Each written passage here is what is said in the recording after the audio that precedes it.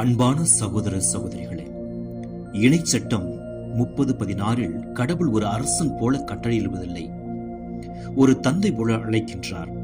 என்னை நேசி, என் வழியில் நட, என் கட்டளைகளை காக்க.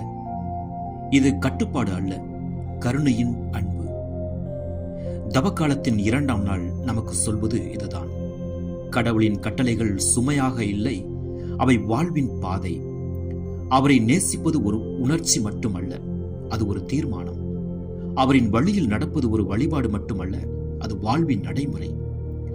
நாம் பல நேரங்களில் ஏன் இத்தனை விதிகள் என்று கேட்கிறோம். ஆனால் ஒரு தந்தை தனது குழந்தைக்கு எல்லைகள் வைப்பது தண்டிக்க அல்ல, பாதுகாக்கத்தான்.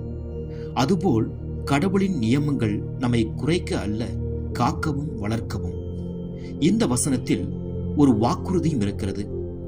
நீ வாழ்வாய், நீ பழுகுவாய், நான் உன்னை ஆசீர்வதிப்பேன் என்பதாகும்.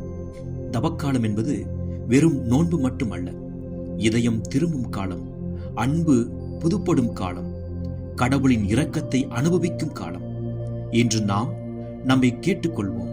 நான் கடவுளை உண்மையிலேயே நேசிக்கின்றேனா? அவரின் வழியில் நடக்கின்றேனா? அல்லது என் சுய விருப்பத்தின் பாதையிலா? அன்பார்ந்தவர்களே, கடவுள் நம்மை கட்டாயப்படுத்த மாட்டார், அவர் அழைப்பார். அவரின் கட்டளைகள் நம்மை உயிர்க்கு கொண்டு செல்லும். அவரின் இரக்கம் நம்மை மீண்டும் எழுப்பும்.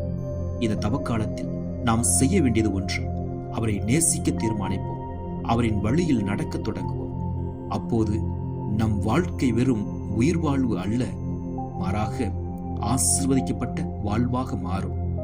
ஆண்டவர் நம்மை இரக்கத்தோடும் அன்போடும் நடத்துவாராக. ஆமென்.